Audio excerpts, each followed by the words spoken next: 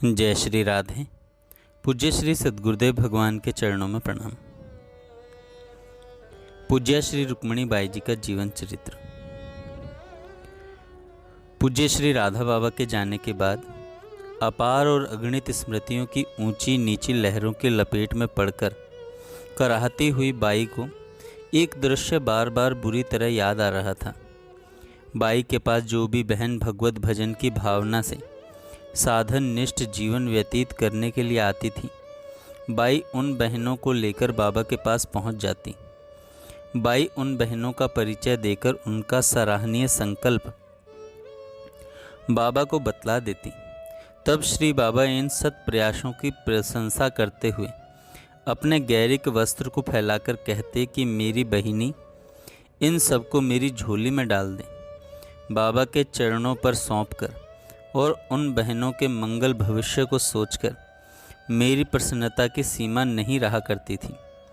By के मन में बड़ा दर्द था कि झोली फैलाने वाला वह महान उदार, वह महान समर्थ, वह महान स्नेही तो अब भूतल पर रहा ही नहीं। उन अपार और अगणित स्मृतियों के निरंतर उभार और भीषण ज्वार का वर्णन कहाँ तक किया जाए। बाई लगातार 3 दिन तक बुरी तरह रोती रही। उठते बैठते चलते फिरते सोते जागते आंसू की धारा रुक ही नहीं रही थी। 3 दिन तक बाई ने न अन्न और न जल ही ग्रहण किया। रात को कमरे के द्वार बंद करके जब बाई सोती थी, तब भी कमरे के बाहर मंडराती हुई बहनों को बाई की हिचकियां सुनाई देती थीं। 3 दिन 3 रात बाई का आंचल निरंतर आंसुओं से भीगता ही रहा। अब तीसरे दिन रात्रि के समय की घटना है। बाई श्री यमुना जी के उस पार गुमसुम बैठी हुई आंसू बहा रही थी। यद्यपि श्री यमुना जी में उस समय कोई नौका नहीं थी, परंतु बाई ने खुली आंखों देखा कि बाबा अपने दिव्य स्वरूप से नौका पर विराज रहे हैं और नौका यमुना जी की धारा के साथ बहती हुई बाई की ओर चली आ रही है। नाव समीप आकर के फिर धारा के साथ कुछ आगे निकल गई। पुनः नौका लौटी और धारा के विपरीत दिशा में बहुत दूर चली गई। इस प्रकार नाव 10-15 बार इधर से उधर और उधर से इधर यमुना जी की धारा पर आती जाती रही और उस नौका पर बैठे हुए बाबा बाई को स्पष्ट दिखलाई दे रहे थे। इसके बाद वह नौका तट के समीप आ गई। नौका से उतरकर पूज्य बाबा बाई के पास आए और समीप बैठकर बाई को सांत्वना देने लगे। बाई के समीप में बैठने तक का विवरण तो बाई ने बतलाया, किंतु बाबा ने बाई से क्या कहा, इस संबंध में बाई सदैव मौन ही रहीं। इतना अवश्य है कि इस प्रसंग के बाद बाई के आंसुओं के प्रवाह में विराम आ गया। बाई के आंसू सचमुच बंद हो गए। वे आंसू बंद हुए और इसी के साथ यह भी कह देना आवश्यक है कि बाई ने जगत से स्वयं को बंद कर लिया। बाई के जीवन में अब तक जिस उन्मुक्त विहरण, उन्मुक्त हास्य का, उन्मुक्त विनोद का, उन्मुक्त मिलन आदि का जो उन्मुक्त उल्लास रहा है, इन सभी पर ऐसा घना आवरण आ गया मानो उल्लास ने बाई से विदा ले ली हो। इन सभी से बाई की सहज ही उपरामता हो गई। बाई के मन में जो उपरामता अवतरित हुई, इस उपरामता से बाई का शेष जीवन सदा आच्छन्न रहा।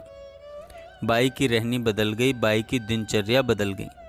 बाई प्रायः भाभी जी से यही कहती, अब मुझे यहाँ नहीं रहना है। मुझे सहोदरा कहने वाला मेरा भाई जब चला गया, तब मैं यहाँ रहकर क्या करूँगी।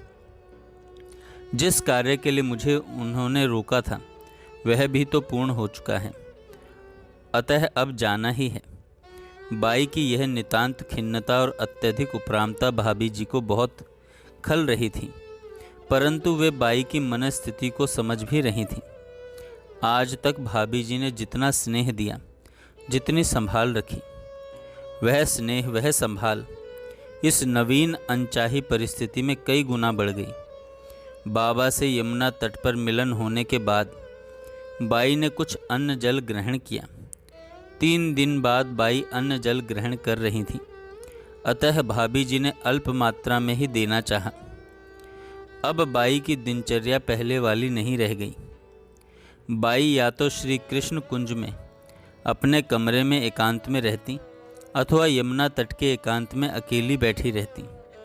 यहाँ तक कि सूर्यास्त के बाद निशारंभ का अधिकांश समय उस पार यमुना तट पर ही व्यतीत होता। प्रायः रात्रि के 10-11 बज जाते थे जब बाई घर पर लौटकर आती। बाई के दिनों दिन कार्यक्रम में सदैव ही अनिश्चितता रहने लगी। कभी कभी यमुना जी के उस पार रात के 1-2 भी बज जाते थे। गहरी उपरामता और गहरी भावमयता में निमग्न वे वहीं यमुना तट पर पड़ी रहती थीं। यमुना तट से बाई जब भी आती वे श्री कृष्ण कुंज आकर पुनः स्नान करती, पूजा करती और स्वल्प आहार करके अपने कमरे का द्वार बंद कर लेती। फिर बाई के कमरे का द्वार दिन के 12:30-1 बजे ही खुलता। कमरे से बाहर आते ही बाई सीधे यमुना जी के तट पर चली जाती।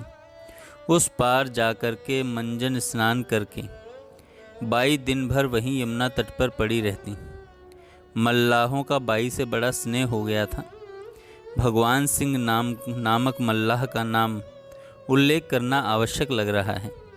उसने अपनी एक नाव सदा बाई के लिए निर्धारित कर रखी थी। वह स्वयं अथवा उसके परिवार का कोई न कोई एक व्यक्ति उस नाव पर रहता ही था। पता नहीं बाई उस पार से इस पार कब आएंगी। जब भी आएंगी इस पार आने के लिए नाव सदा तैयार रही। इस सेवा में भगवान सिंह ने कभी चूक नहीं होने दी। उनकी यह सेवा अविस्मरणीय है। बाई की यह उपरामता दिन प्रतिदिन बढ़ती जा रही थी और यह कहना चाहिए कि इस उपरामता ने एक स्थायी गंभीरता का रूप ले लिया। बाई के व्यक्तित्व पर छाई हुई गंभीरता इतना ही नहीं, भीतर बाहर समाई हुई गंभीरता को देखकर कोई भी बहन अब विनोद करने का साहस कर ही नहीं सकती थी। इस सघन गंभीरता में किंचित शिथिलता आ पाई 3-4 महीने बाद।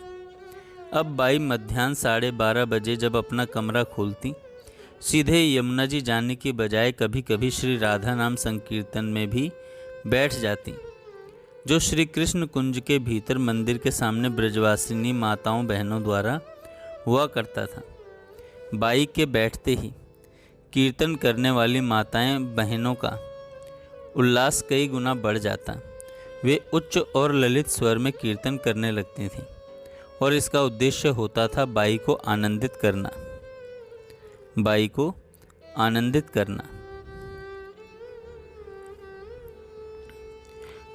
वे बहनें प्रायः ब्रज भक्तों के पदों का और रसियाओं का गायन किया करती थीं। उल्लास के अतिरेक में वे माताएं नृत्य भी करने लगती थीं। यह कार्यक्रम जब 1 या 1:30 या 2 बजे संपन्न होता, बाई उन सभी माताओं बहनों को प्रसाद दिलवाती, कभी कभी वस्त्र भी दिलवाती। एक और बात है, इस कीर्तन में कभी कभी ऐसी ब्रजवासिनी बहनों को भी आकर गाते हुए या नाचते हुए देखा जो सर्वथा अपरिचित थीं। शशि बाई की तो मान्यता थी कि अंतर जगत की मंजरियां अनुचरियां इस रूप में बाई के प्रति अपनी सरस सेवा समर्पित करने के लिए आया करती थीं। धीरे धीरे बाई की ख्याति ब्रजवासी भाई बहनों में फैलती जा रही थी। ठाकुर का खेल बड़ा विचित्र है। यदि बाई अधिकाधिक सिमटना चाह रही थी तो इसके विपरीत बाई के प्रति ब्रजवासियों का लगाव अधिक बढ़ता जा रहा था। इन दिनों ब्रजवासी माताएं बहनें, इनमें भी अधिकांशतः अनपढ़ किंतु भोली भाली सीधी साधी ग्रामीण माताएं बहनों की श्रद्धा भावना बाई के प्रति बहुत बढ़ती जा रही थी। वे समय समय पर विपुल भेंट लेकर बाई के पास आया करती थीं। यमुना जी के उस पार बाई एकांत में बैठी थी। वे ग्रामीण ब्रजवासिनी बहनें सब्जी, तरबूज, ककड़ी, खरबूजा, गाजर आदि का टोकरा सिर पर लेकर बाजार में बेचने जा रही थीं। पर इसके पहले वे सब आती बाई के पास और उनके सामने सिर पर टोकरा उतारकर उनसे कहती, बाई जितना चाहो ले लो। जय श्री राधे। आगे हम कल सुनेंगे।